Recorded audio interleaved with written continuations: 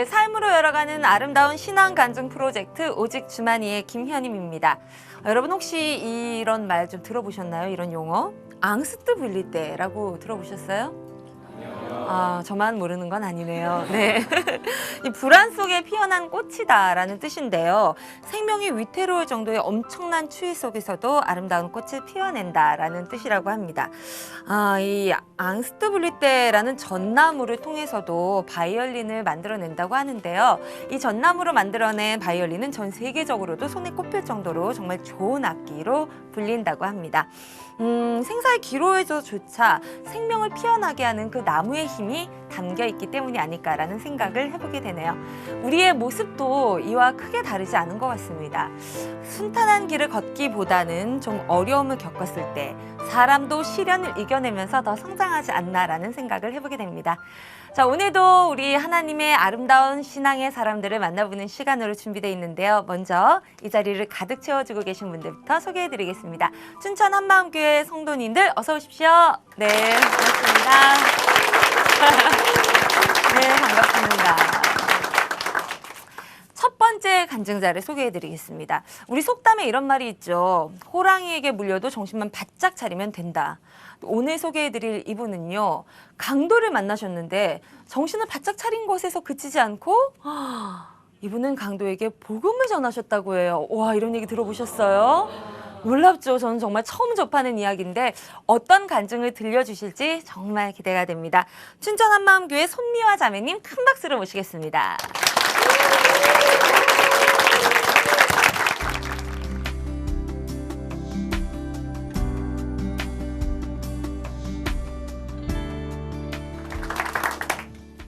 안녕하세요. 저는 춘천 한마음교회 손미아입니다. 저는 몇 년 전에 강도 사건의 피해자가 된 적이 있어요. 너무나 두려웠는데요. 오히려 그 순간 강도를 전도하게 되었어요. 그렇게 인도해 주신 하나님의 은혜를 나누려고 합니다. 저는 평범한 20대를 보내고 있었어요. 다른 아가씨들이 그런 것처럼 더 예뻐지려고 애쓰면서 젊어서 누릴 수 있는 모든 것들을 신나게 즐기면서 살았거든요. 저 하고 싶은 운동이며 옷, 명품 가방, 해외여행에 다른 사람이 하는 건 꼭 한 번씩 해보면서 살았어요. 그러니까 월급을 받아도 이것저것 쓰고 나면 남는 게 없더라고요. 한 번은 호주 여행 중에 워킹홀리데이 하는 친구들을 만났어요. 평일에는 학업과 알바를 하면서 스펙을 쌓고 주말에는 가벼운 파티를 즐기는 삶이 딱 제 스타일인 거예요. 그래서 여행 후에 나도 워킹홀리데이 가겠다고 호주 노래를 부르며 살기도 했어요. 제 눈에 보이는 세상은 너무나 좋은 거예요. 즐길 것도 너무 많고 도전해보고 싶은 것도 너무 많은 꼭 놀이동산 같더라고요. 제가 그래서 제 할 일은 이렇게 살짝 뒤로 좀 제쳐두고서라도 얼마나 신나게 즐기면서 살았는지 그래서 제 별명이 철없는 손미아였나 봐요. 제가 이렇게 좀 철딱서니도 없고 뭐 특별히 똑똑한 것도 아니었지만 사고력이나 관찰력은 꽤 괜찮았거든요. 그러던 어느 날 겨울 저녁이었어요. 저에게 생각지도 못했던 엄청난 일이 일어났어요. 그냥 평소처럼 퇴근해서 아파트 주차장에 이제 주차를 하고 습관처럼 사이드 미러를 확인하는데 왼쪽 뒤로 한 남자가 보이는 거예요. 그냥 뭐 동네 사람이겠거니 생각하고 차 문을 열고 내리는데 갑자기 그 사람이 저를 손으로 막 밀치면서 들어오는 거예요. 너무 순간적으로 일어난 일이라서 정말 어찌할 새도 없이 그냥 조수석으로 밀려났어요. 비명을 막 질렀죠. 그러다가 한 대 얻어 맞고야 제가 정신을 차리게 됐어요. 이렇게 두꺼운 점퍼를 입고 모자를 눌러쓰고 마스크를 한 약간 술 냄새도 풍기면서 정확히는 모르겠지만 이렇게 딱 보기에도 젊은 청년이었어요. 이따만한 기다란 사시미 칼을 제 목에 갖다 대면서 위협하는데 소름이 끼치더라고요. 정말 숨이 턱 막히는 거예요. 온몸이 그대로 얼어붙는 것 같았어요. 이게 도대체 무슨 상황인가? 지금 나한테 무슨 일이 일어난 건가? 강도였어요. 그곳이 어두운 지하 주차장도 아니고 지상 주차장이었는데 저는 그런 일이 일어날 거라고는 정말 꿈에도 생각을 못 했거든요. 제 눈앞에 이렇게 동네 사람 몇몇이 지나가는 게 뻔히 보이는데도 도와달라고, 살려달라고 소리칠 수가 없는 거예요. 칼을 제 목에 갖다 대고 있으니까 찍소리도 못 내겠더라고요. 숨소리 내는 것조차 너무나 두려웠어요.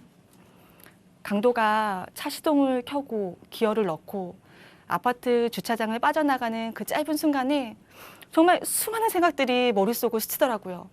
지금 뛰어내릴까? 속도가 빨라지면 내리다가 다치니까 안 되고 지금밖에 기회가 없겠지? 그런데 이 사람이 나보다 달리기도 빠를 것 같은데 내려서 뛰다가 잡히면 바로 날 찌르겠지? 이러지도 저러지도 못하고 정말 미치겠더라고요. 왜 영화나 드라마 같은 데서 이런 장면 종종 나오잖아요. 그러면 저거 왜 못 뛰어내리고 머뭇거리나. 너무 조마조마하고 이게 막 답답하잖아요. 그런데 제가 막상 이제 그런 상황이 돼 보니까 그게 그렇게 쉽게 할 수 있는 게 아니더라고요. 공포가 밀려오니까 온몸이 굳어서 손가락 하나 까딱할 수가 없는 거예요. 차가 아파트를 빠져나가면서 정말 수많은 사람들을 스쳐 지나갔어요. 제발 저 사람들 중에 단 한 사람만이라도 내 차를 좀 봐주기를, 나를 좀 보고 저 칼을 들고 있는 강도를 좀 알아차려주기를 제발 살려달라고, 도와달라고 마음으로 바라고 또 바랬어요. 그런데 어두운 밤에 그냥 지나가는 차를 유심히 들여다볼 사람이 어디 있겠어요. 강도는 차를 운전하면서도 그 오른손으로 칼을 들고 있었는데 그 칼은 계속 저를 향해 있었어요. 한 번도 느껴보지 못한 숨막히는 공포가 밀려오는데 정말 너무나 두려웠습니다. 그 당시에 저희 동네는 신도시 개발 사업이 진행되고 있었어요. 그래서 근처에 아파트를 짓는 공사장이 참 많이 있었거든요. 강도는 한 인적이 없는 공사장에 차를 세웠어요. 도대체 뭘 하려는 건가? 제가 여자이기 때문에 갖게 되는 그 두려움이 밀려오고 칼을 보면서 느껴지는 그 죽음의 공포가 점점 더 강하게 밀려왔어요. 강도는 테이프로 제 몸을 의자 등받이와 함께 이렇게 둘둘 감았고 양손도 그렇게 감았어요.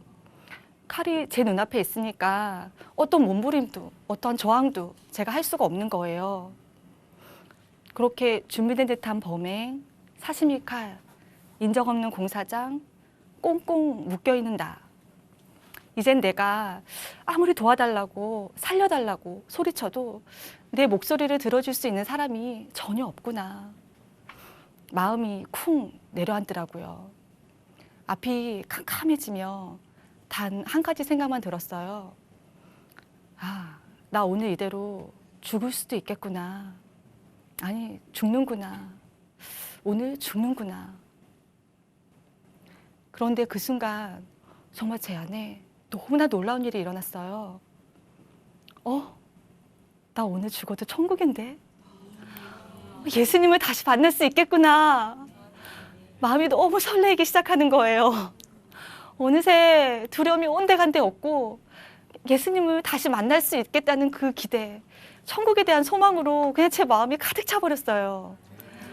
실제로 제 눈앞에 보이는 건 아니었지만 마치 이렇게 빛나는 천국이 제 눈앞에 그대로 펼쳐져 보여지는 것만 같았어요. 너무 놀라웠어요. 너무 기쁘고 행복한 거예요. 이게 꿈이 아닌가 이런 생각이 들 정도로. 그런데 고개를 탁 돌려서 제 옆에서 이제 지갑을 뒤적거리고 있는 강도를 보는데 너무 불쌍한 거예요. 정말 0.1초의 고민이나 머뭇거림도 없이 제 입에서 예수님 믿으세요? 이 말이 툭 튀어나왔어요. 강도가 하던 것을 멈추고 되게 어이없다는 듯이 저를 쳐다보더라고요. 미친 여자가 아닌가 싶었을 거예요. 그런 상황에 예수님 믿으세요라니 제가 생각해도 어이가 없는데 강도는 더 했겠죠. 이렇게 잠시 저를 쳐다보더니 너나 믿어 그러더라고요. 그런데 이상한 건요. 제가 그 상황에서 주눅이 들지 않는 거예요. 나는 천국이고 이 사람은 지옥이라는 게 너무나 확실히 보이니까 정말 너무나 안타깝고 불쌍해서 계속 복음을 전할 수밖에 없었어요. 하나님이 살아계세요. 이 상황도 다 보고 계시고 난 지금 죽어도 천국인데 당신은 아니잖아요. 이 땅이 끝이 아니고 영원히 사는 천국이 있어요. 거기 정말 꼭 가셔야죠. 지금이라도 회개하고 예수님을 주인으로 믿으며 천국에 갈 수 있어요. 정신없이 전한 것 같아요. 근데 강도는 이제 더 이상 대꾸는 하진 않더라고요. 사실 한 대 얻어맞지 않은 게 다행이죠. 그 상황에서 정말 미친 소리 하지 말라고 윽박지르거나 한 대 때려도 이상하지 않을 상황이잖아요. 그렇게 차에서 1시간 30분 정도를 끌려다녔던 것 같아요. 강도는 제 통장을 들고 이제 저한테 비밀번호를 물어보는 거예요. 근데 너무 당황스러워서 생각이 나지 않는 거예요. 그래서 저 모르는데요. 그랬더니 강도가 화를 내는 거예요. 네 거 맞냐고. 그래서 몇 가지 이제 생각나는 대로 대충 얘기해 줬는데 가서 그 통장을 확인해 보더니 이번에는 잔고가 없다고 또 화를 내는 거예요.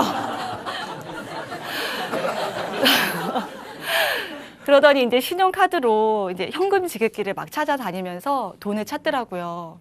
그리고 이제 어느 정도 현금을 손에 넣었는지 다시 이제 근처 공사장으로 차를 옮겼어요. 그리고 휴대폰 카메라를 켜는 거예요. 신고하지 못하게 하려는 거구나. 제가 순간적으로 알겠더라고요.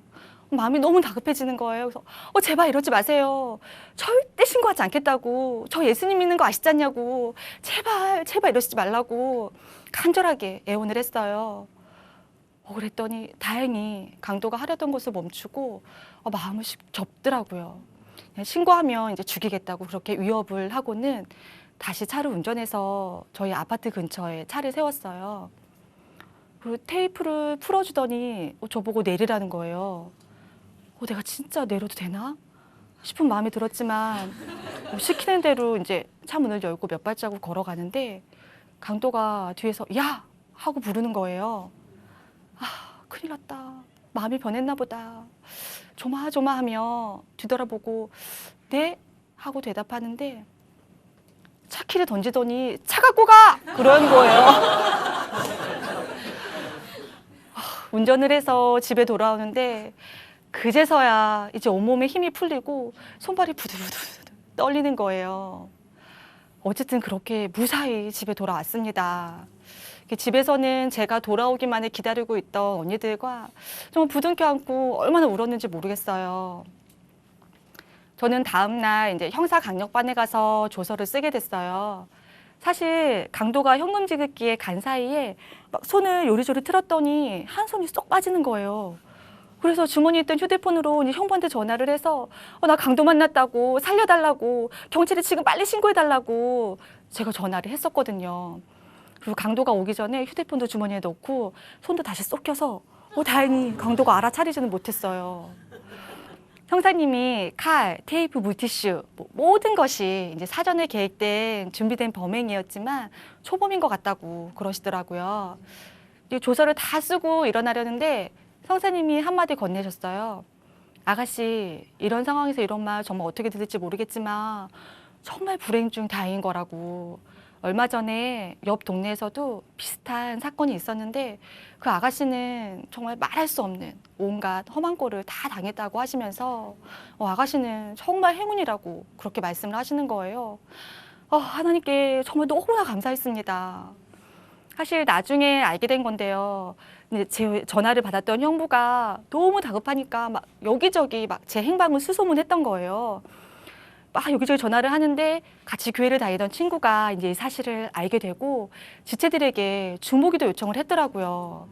그래서 제가 강도에게 끌려다니던 그 시간에 지체들의 간절한 중보기도가 있었던 거예요. 그래서 제가 무사히 험한 꼴 당하지 않고 그렇게 풀려나게 된 것 같습니다. 제가 강도를 만나서 실제로 죽음 앞에 서보았잖아요. 그렇게 가꾸던 외모, 몸매, 그렇게 좋아하던 옷과 가방, 동경하던 외국 생활 이런 것들이 아무것도 아닌 거예요. 생각조차 나지가 않더라고요. 가져갈 수 있는 것도 아니고. 하나님께서 보이는 것은 잠깐이다. 보이지 않는 게 영원한 거다 하신 말씀이 뭔지 더 정확히 알겠더라고요. 야, 내가 그동안 이 세상에서 정말 쓸데없는 걸 붙잡고 살았구나. 아무리 예뻐도, 아무리 몸매가 좋아도, 아무리 돈과 명예가 있어도 죽으면 끝이구나. 야, 이제 내가 영원한 것을 붙잡아야 되겠구나. 제 가치관이 달라져 버렸어요. 그 후로 만나는 친구들마다 복음을 증거했어요. 그래서 근무하던 요한에서도 아이들에게 매일같이 복음을 증거하고 동료 교사들에게도 틈날 때마다 복음을 증거해서 한 사람, 두 사람 예수님을 영접하는, 주인으로 영접하는 역사도 일어났어요. 그렇게 영접한 선생님들과는 퇴근 후에 정기적으로 예배를 드리면서 제자 양육으로도 연결이 되었어요. 그때 제 나이가 26살이었거든요. 제 친구들은 이 세상이 전부인 줄 알고 세상을 쫓아서 살 때 저는 복음을 증거하며 제자 삼는 삶을 살 수 있었어요. 제가 이렇게 강도 만났던 일을 목사님께서 들으시고 전체 성도님들 앞에서 간증할 기회를 주셨어요. 어떻게 그런 일이 일어날 수 있냐고 막 모두 놀라시고 그 순간에 어떻게 또 천국이 생각나게 해주시냐고 막 감격하고 있을 때 한 청년은 다른 마음을 품고 있었더라고요. 그 청년의 표현을 그대로 빌리자면 아니 저런 상황을 어떻게 저렇게 아무렇지도 않게 생글생글 웃으면서 얘기할 수 있냐. 세상에 저런 미소는 처음 보는 거라며 이제 웃는 모습이 너무 예쁘더라고. 그렇게 처음 만난 날 이야기를 해주더라고요. 그리고 기도를 했대요. 하나님 저 자매를 저한테 주세요. 이렇게요. 그리고 실제로 대시를 해왔어요. 사실 예전에 저는 외모를 중요하게 생각했으니까 이게 훤칠한 외모에 뭐 사자 들어가는 직업은 기본이고 휴가 때마다 이렇게 여행을 다니는 그런 풍요로운 결혼 생활을 꿈꿨었거든요. 그런데 부활하신 예수를 만나고 제 가치관이 달라졌잖아요. 오직 하나님이 보시기에 어떤 사람인가 이게 가장 중요한 거예요. 그런데 그 형제의 중심을 보니까 하나님 앞에 참 순수하고 하나님을 기쁘시게 하는 분이라는 걸 알겠더라고요. 외모는 뭐 강도 10명도 가볍게 때려잡을 것 같은 호랑이 같은 포스. 저희는 그렇게 처음 만나고 그날 저녁에 이제 잘 들어갔냐 전화하면서 바로 결혼을 결정했어요. 그리고 1년 교제 후에 결혼을 하게 되었습니다. 지금은 이제 작은 교회에서 영혼을 섬기고 있는 남편과 영원한 것을 바라보면서 기쁘게 살고 있습니다. 한 번 죽는 것은 사람에게 정한 거라고 하셨잖아요. 각자 죽는 모양이 다르겠지만 저는 강도를 만나서 죽음 앞에 서보았어요. 그런데 만약에 내가 예수님을 만나지 못했다면 어떻게 됐을까 생각해 보게 되는데요. 내 몸만 죽는 게 아니라 내 영혼이 영원한 지옥에 갈 뻔했구나. 강도를 만나서 느꼈던 그 두려움과는 비교할 수 없는 고통 가운데서 영원히 살 뻔했구나. 아찔하더라고요. 이 부활의 복음이 저를 살렸습니다. 영원한 천국에 가는 그날까지 이 생명의 복음 전하는 것을 사명으로 붙들고 살겠습니다. 감사합니다.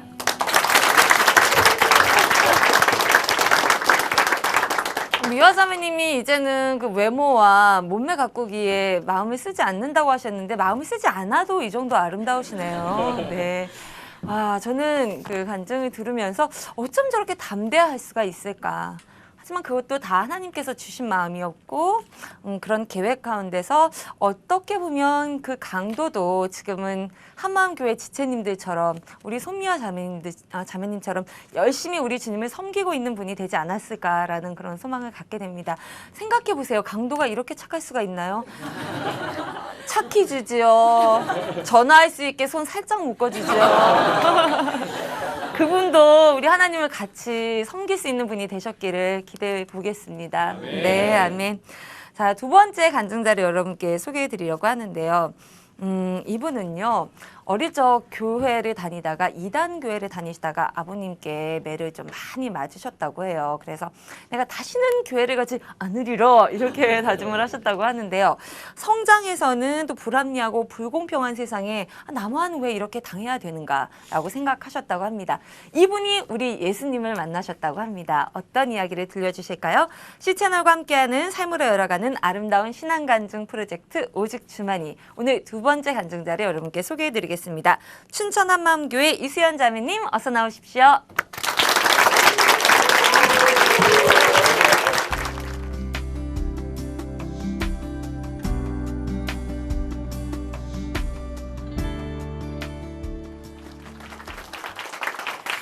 안녕하세요. 춘천 한마음교회 이수연입니다. 저는 어릴 적 죽을 만큼 두려운 공포 앞에서 하나님을 부인하고 평생 죄책감으로 살다가 부활하신 예수님을 만나 참 자유를 찾고 새로운 삶을 살게 된 간증을 나누고자 합니다. 중학교 1학년 때로 기억이 되는데요. 시골 초등학교 때부터 아주 단짝이었던 친구를 따라 저는 교회에 가게 되었어요. 하나님과 성경 말씀은 몰랐지만 친구랑 더 많은 시간을 보내는 것도 신나고 사람들이 기도하는 모습을 보고 저도 따라해 보았는데 제 모습이 너무 거룩해 보이는 거예요. 목사님께서 구약 성경에 나오는 선지자들 이야기를 하시는데 정말 신기하고 재미있었습니다. 그렇게 몇 달의 시간이 흐르다 보니까 저도 모르게 하나님에 대한 궁금증이 생기더라고요.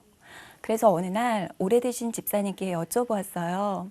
집사님, 저는 교회 오는 게 정말 좋은데 솔직히 하나님이 살아계신지는 잘 모르겠어요. 했더니 집사님이 성경에 기록되어 있잖아요. 이 세상에 모든 살아있는 것들이 어떻게 생겨난 것인지 과학적으로 증명할 수 있어요? 하나님이 세상을 만들지 않고서는 있을 수가 없는 거예요. 하시더라고요. 저는 고개를 갸우뚱했지만 과학적으로 천지 만물이 어떻게 다 생겨난 것인지 증명할 방법은 없다 싶었고, 그래, 창조주가 있는 건 분명한 것 같아 하면서 그냥 믿기로 했습니다. 그런데 얼마 지나지 않아 사람들이 제가 다니는 교회를 이단이라고 말하는 것을 듣게 되었어요. 저는 이단이 무슨 뜻인지 잘은 몰랐지만 막연한 생각에 부모님께서 그곳에 가는 걸 좋아하시지 않을 것 같은 생각이 들었어요. 그래서 부모님께는 동네에서 가장 큰 감리교회를 다닌다고 거짓말을 했습니다. 그렇게 몇 달이 지나고 아버지는 제가 감리교회가 아닌 이단교회라 불리는 곳에 다니는 것을 알게 되셨어요. 저희 아버지는 아침마다 학교 가는 제 머리를 빗겨주시고 추운 겨울에는 학교에서 돌아온 꽁꽁한 손을 따뜻한 손으로 녹여주시던 참 다정한 분이셨었거든요. 그런데 그날 제 눈에 비친 아버지 모습은 악마 같았어요. 저는 그날 죽도록 맞았어요. 아무리 때려도 교회 안 간다고 다짐을 하지 않으니까 아버지는 이성을 잃어버리셨나 봐요. 저희 집은 쌀가게를 했었는데요. 아버지는 큰 쌀자루를 들고 나오셔서 저를 거꾸로 그 안에 넣어버리고는 끈을 꽁꽁 묶으시는 거예요. 저는 너무 무서워서 비명도 지르지 못하고 하나님께 도와달라고, 살려달라고 기도를 했어요. 아버지는 저를 자루에 넣은 채 차 트렁크에 실었어요. 제가 예수 귀신에 씌어서 교회 가게 되었다고 울먹이시면서 교회 보내느니 차라리 강물에 빠뜨려 버리겠다고 고함치시는 소리가 들려왔습니다. 저는 사시나무 떨듯 온몸이 떨리고 당장 숨이 끊겨서 죽을 것만 같은 공포가 밀려왔어요. 죽을 힘을 다해 발버둥을 치다가 저는 두려움을 견디지 못하고 아버지께 살려달라고, 다시는 교회 가지 않겠다고 소리를 질렀어요. 아버지는 저의 절규에 자루끈을 여셨고 저는 미친 듯이 뛰쳐나와 방에 숨었습니다. 온 몸은 땀이 비오듯 했고 얼굴은 눈물 범벅이 되어 있었어요. 저희 엄마가 오래전 성당을 다니신 적이 있어서 저희 집에 작은 천주교 십자가가 하나 있었는데요. 그날은 그 십자가를 붙들고 이불을 뒤집어 쓰고 엉엉 울었어요. 하나님, 정말 죄송해요. 하나님을 모른다고 말했어요. 용서해 주세요. 그렇게 밤이 새도록 울고 있는데 마음이 아주 복잡해지면서 자꾸만 화가 나는 거예요. 하나님, 그런데 왜 저를 도와주지 않으셨어요? 왜 모른 척 하셨어요? 제가 살려달라고 그렇게 소리쳤는데, 무서워서 죽을 것 같았는데 하나님 도대체 어디에 계셨어요? 하지만 십자가에 달리신 예수님은 고개만 숙인 채 대답이 없으셨습니다. 그 후로 저는 그 교회가 있는 곳 근처에도 가지 않았어요. 그 근처를 지나다 아버지 눈에 또 띄이는 날이면 그 끔찍했던 자루 속에 또 들어가야 할지도 모른다는 공포가 저를 엄습했어요. 저는 아무 일 없었던 사람처럼 살았지만 시간이 지나면 지날수록 마음은 너무 괴로운 거예요. 저는 늘 죄인 같았거든요. 제게 남은 하나님에 대한 기억은 천국은 없었고 끔찍한 지옥만 있었어요. 내가 이렇게 하나님을 배신했는데 나는 얼마나 무서운 지옥불에 타야 할까? 죽음이, 영원한 지옥이 너무 두려운 거예요. 남들이 보기엔 착실하고 평범한 아이였는데요. 저는 늘 우울함과 싸워야 했고 죽음에 대한 두려움에 떨어야 했습니다. 하나님은 정말 살아계신 걸까? 끊임없이 던져지는 물음표 앞에서 공허한 마음을 채울 길이 없더라고요. 이 세상에 진짜 진리는 뭘까? 세상의 끝은 어딜까? 영원한 것은 뭘까? 정말 찾고 싶었습니다. 드디어 답답했던 시골마을 아버지 품을 떠나 저는 대학을 가게 되었어요. 내 문제에만 갇혀서 우물안 개구리처럼 살던 제가 대학에서 새로운 사람들을 만나고 새로운 세상을 경험하다 보니까 저도 이 세상에서 뭔가 의미 있고 가치 있는 일을 찾고 싶다는 생각이 들었어요. 졸업 후 제가 선택한 일은 범죄를 저지른 사람들이 다시 범죄를 저지르지 않도록 사회에서 보호하고 관리하는 일이었어요. 저는 어려운 환경에 있는 비행 청소년들을 상담하고 선도하는 일을 보람 있게 하게 될 거라는 꿈에 부풀어 있었습니다. 그런데 세상은 참 만만한 곳이 아니더라고요. 범죄를 저지른 아이들을 만나면 만날수록 도저히 변화되지 않을 것 같은 아이들의 모습을 보면 볼수록 제가 세상에서 배웠던 지식과 경험들이 무용지물이라는 생각이 들었어요. 그리고 입사 후 얼마 되지 않아 사람을 변화시키고 세상을 변화시킬 수 있다는 저의 신념과 가치관을 통째로 흔들어 버리는 사건이 일어났습니다. 그 당시에는 범죄를 저지른 아이들은 한 달에 한 번 이상 해당 기관에 출석해서 자신의 모든 생활을 진술하고 상담을 받고 했었는데요. 아무런 연락도 되질 않고 출석도 하지 않는 한 아이의 집에 실태 조사를 나가게 되었어요. 주민등록상에는 이미 말소된 번지수도 없는 집을 찾아 그 동네를 몇 바퀴 헤매고 있는데 근처 밭 귀퉁이에 허름한 비닐하우스 같은 것이 보이더라고요. 가까이 가서 보니까 바닥엔 박스를 깔고 폐타이어를 올려서 바람을 막고 찢어진 비닐을 쳐서 위를 덮었는데 그 안에 아이들 둘이 이불도 없이 자고 있는 거예요. 옆에는 언제 음식을 먹었는지 알 수도 없는 얼룩진 냄비와 빵 봉지 몇 개가 나뒹굴고 있었어요. 그 아이를 깨우고 왜 출석을 하지 않았는지 물으니까 잔뜩 겁먹은 표정으로 차비가 없었다고 하더라고요. 아버지는 어릴 적 돌아가시고 어머니는 가출하고 동생과 둘이 보호시설에 살다가 나이가 들어서 더 이상 있지 못하고 나오게 되었다는 거예요. 너무 배가 고파서 빵 몇 개와 음료수를 훔치다가 절도죄로 형을 받게 된 아이였습니다. 다 찢어진 비닐하우스에서도 사람이 살 수 있다는 것, 일주일을 굶도록 배고파할 수 있다는 것, 옷 한 벌로 사계절을 날 수 있다는 것, 그리고 이 세상 천지에 부모도 돌아봐줄 가족 누구 한 명도 없을 수 있다는 것, 저는 한 번도 생각해보지 못했었던 것 같아요. 가지고 있던 돈을 다 털어주고 다음에는 꼭 출석을 해야 한다고 돌아서는데 눈물이 왈칵 쏟아지더라고요. 내가 여기서 지금 뭘 하고 있나 싶은 생각이 드는 거예요. 돌봐줄 부모도 당장 한 끼 먹일 끼니도 없는 그들 앞에서 신념이니 진리니 내가 무슨 사치스러운 고민들을 하고 살았나 싶은 거예요. 그들을 위해 내가 할 수 있는 것이 무엇인가 하는 무력감, 자괴감이 밀려오는데 너무 괴로웠습니다. 그런데 그 원망의 불똥이 참 이상한 데로 가더라고요. 그동안 찾지도 않았던 하나님 생각이 나는 거예요. 하나님 눈에는 이 불쌍한 아이들이 보이지도 않는 걸까? 하나님이 진짜 살아계시다면 세상이 이렇게 불공평할 수 있는 걸까? 이러고도 하나님을 믿으라고 말할 수 있는 건가? 다음번에도 그 아이는 출석하지 않았습니다.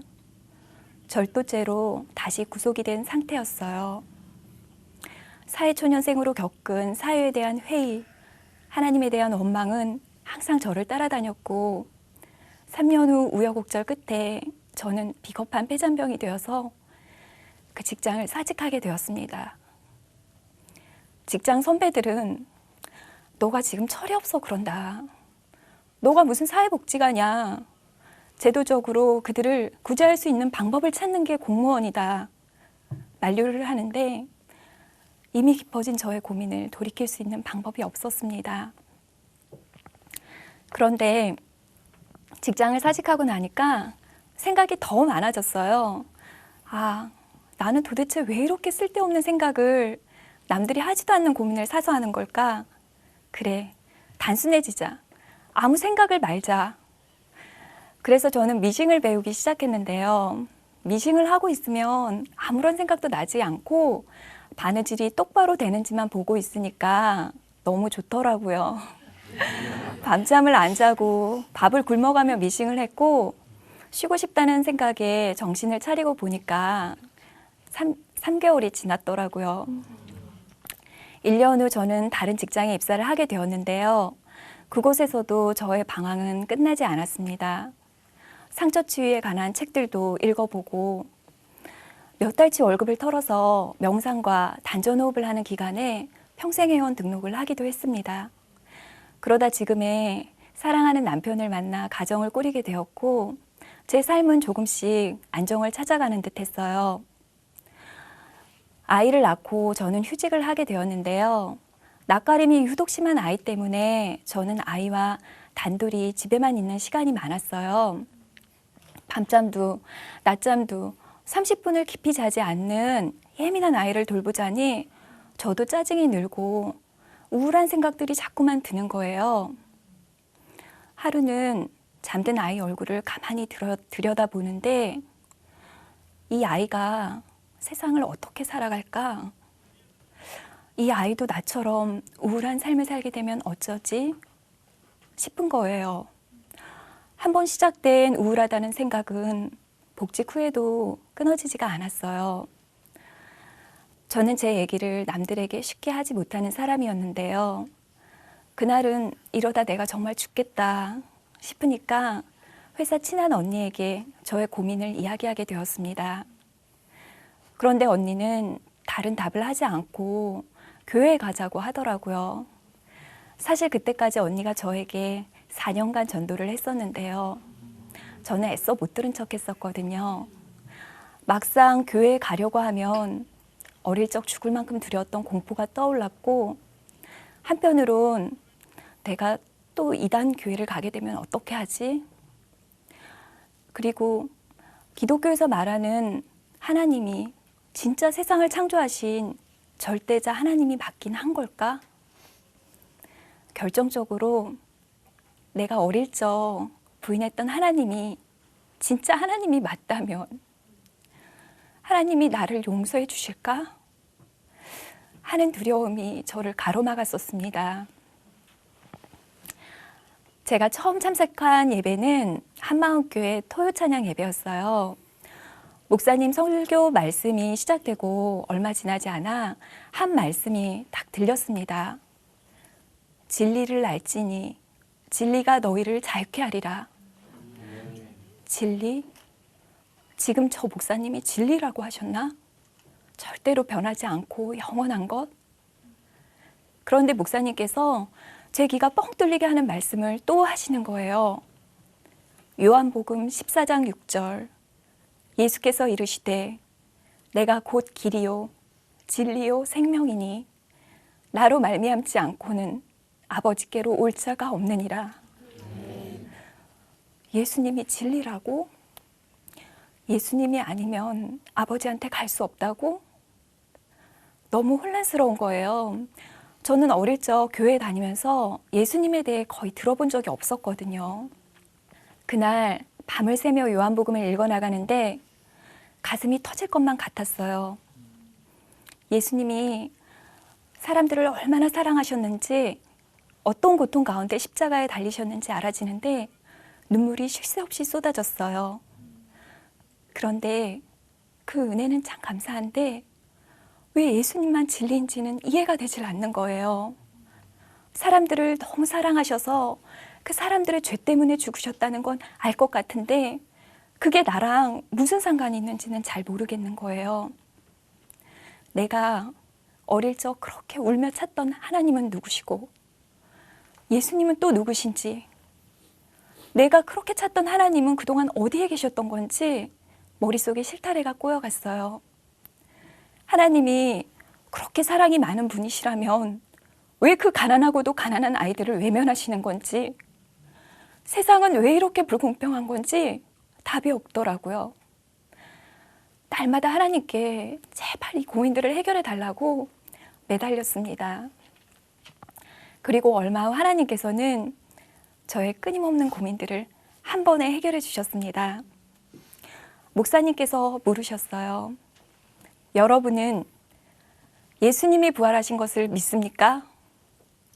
부활하셔서 우리의 주인이 되어주신 것을 믿습니까? 부활하셨으면 이분이 하나님이십니다. 하시더라고요. 저는 고개를 끄덕끄덕 하면서 아멘 했어요. 그런데 목사님께서 벼락같이 호통을 치시는 거예요. 진짜 부활을 알아요? 아는 겁니까? 믿는 겁니까? 하시는데요. 그 순간 목사님 말씀이 하나님 음성으로 제 마음에 들리는 거예요. 부활? 그동안 수없이 들었던 부활? 나는 부활을 아는가? 부활을 믿는가? 예수님의 부활 모르는 사람이 어디에 있겠어요. 저희 목사님이 매일 그러시거든요. 예수님이 부활한 건 귀신도 다 알아요. 그렇다고 귀신이 예수님 믿냐고요. 저는 그 호통 소리에 그대로 엎드려 통곡을 했습니다.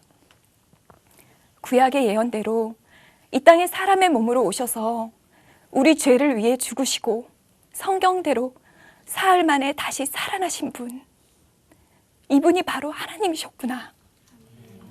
성경뿐만 아니라 이스라엘 역사에 기록되어 있는 이분, 죽음을 깨고 다시 살아나셔서 죽음에서, 죄에서 우리를 자유케 하신 이분, 십자가에 달려 고개 숙인 예수님이 끝이 아니고 부활하셔서 지금 살아계신 예수님, 이분이 바로 나를 만드신, 제가 그토록 찾아 헤맸던 영원하신 전능자 하나님이셨습니다. 그 순간 실타래처럼 얽혀있던 저의 모든 고민들이 다 해결이 되더라고요.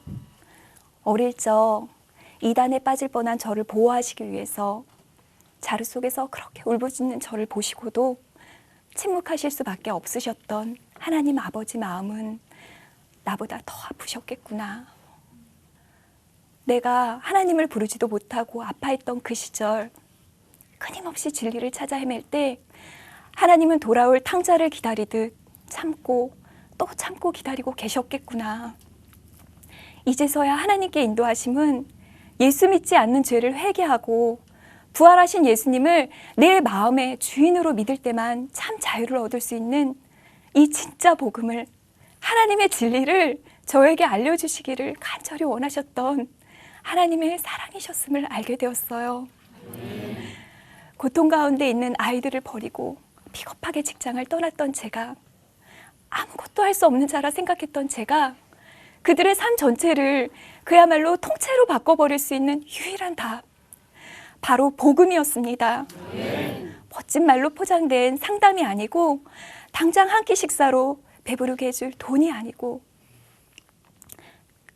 막연한 미래에 대한 위로와 격려가 아니었어요. 그들에게 참 기쁨, 참 소망, 다시 살 수 있고 또 영원히 살 수 있는 길로 인도해 주실 예수님을 전하는 일이었습니다. 그런데도 저는 이런 기도를 많이 했었어요. 하나님, 그 불쌍한 아이들이 예수님을 주인으로 믿고 영원한 천국에선 행복한 게 분명한데요. 그래도 당장 현실은 너무 힘이 들거든요. 그런데 하나님께서 저에게 복음으로 한 가족이 된 교회 공동체를 보게 하시는 거예요.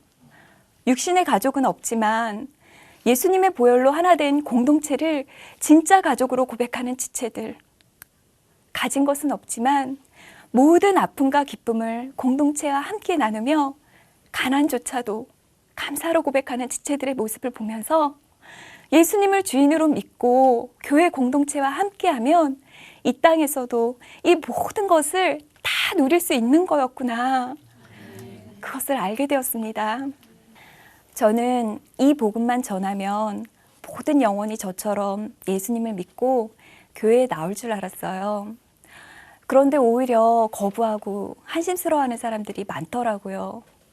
어느 날은 직장에 착한 후배한테 복음을 전했는데 갑자기 눈에 쌍심지를 켜면서 남편분도 전도하셨어요? 남편분 교회 가시면 저도 갈게요. 이러는 거예요. 어찌나 자존심이 상하는지 다음날 새벽 기도 때 하나님께 기도하며 펑펑 울었어요. 하나님, 같이 사는 남편도 제 말을 믿지 않는데 누가 제 말을 믿어주겠어요. 때를 쓰는데 하나님께서 제 마음에 물으셨어요. 복음의 능력을 믿느냐? 가슴이 쿵 내려앉더라고요. 회개의 눈물을 다 쏟았습니다. 예수님의 부활로 모든 사람에게 믿을 만한 확실한 증거를 주셨는데 여전히 이것보다 내 생각이 보이는 상황이 더 높아져 있었던 것을 알게 되었어요. 그 후로 저는 씨앗을 뿌리는 자이고 거두시는 분은 하나님이시니까 만나는 영혼마다 기쁘게 복음의 씨앗을 뿌리고 있습니다.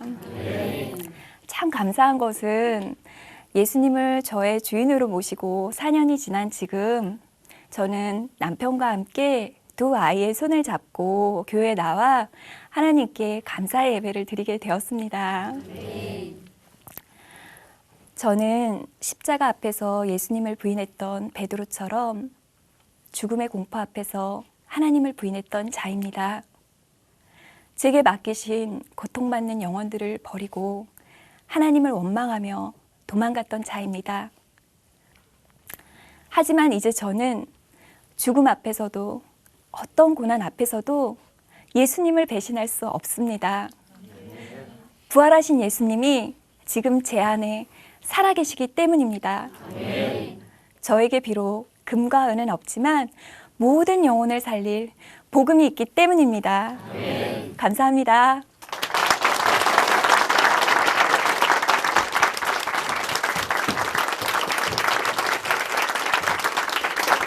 네, 이수연 자매님의 찬찬하고 또 담백한 간증 잘 들었습니다.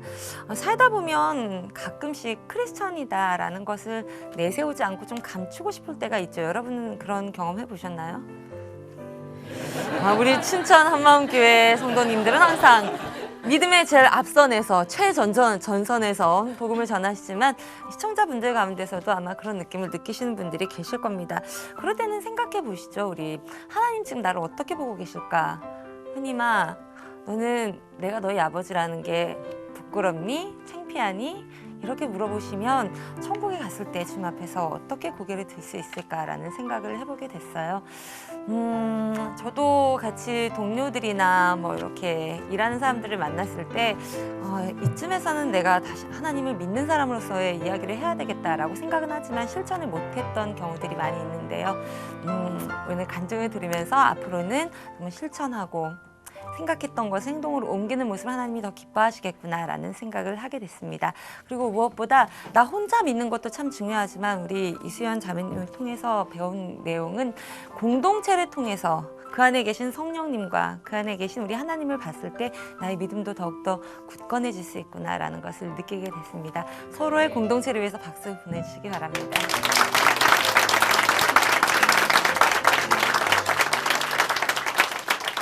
네, 하나님으로 인해서 변화한 삶의 이야기가 있는 오직 주만이. 오늘 은혜 많이 받으셨나요? 어떠셨나요?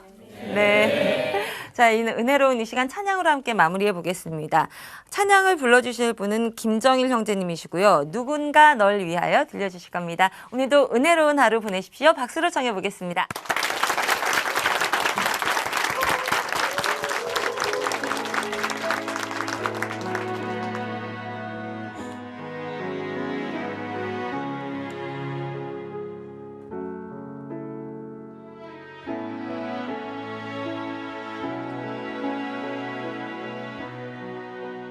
당신이 지쳐서 기도할 수 없고 눈물이 빗물처럼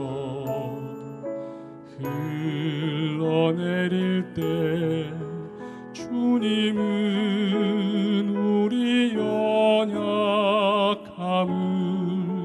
아시고 사랑으로 인도하시네.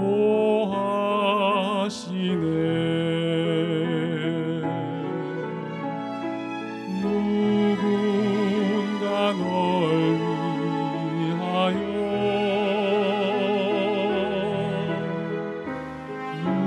누군가 기도하네.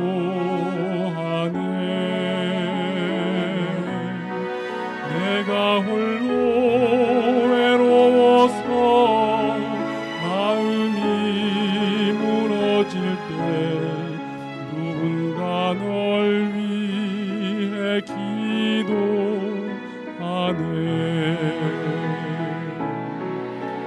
당신이 외로이 홀로 남았을 때 당신은 누구에게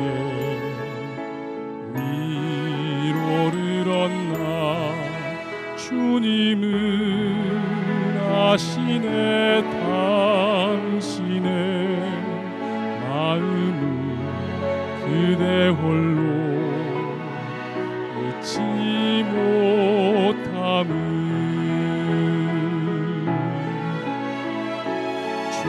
조용히 그대 위해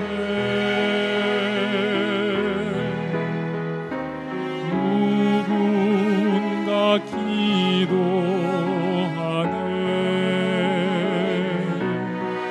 내가 홀로 외로워서 마음이 무너질 때 누군가 널 위해 기도하네.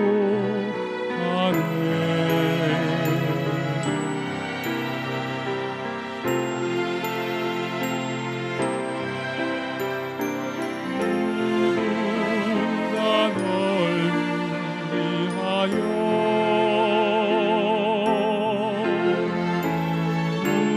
누군가 기도하네.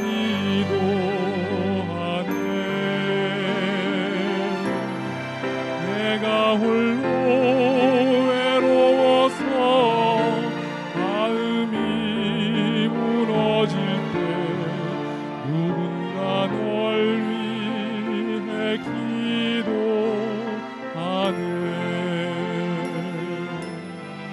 누군가 널 위해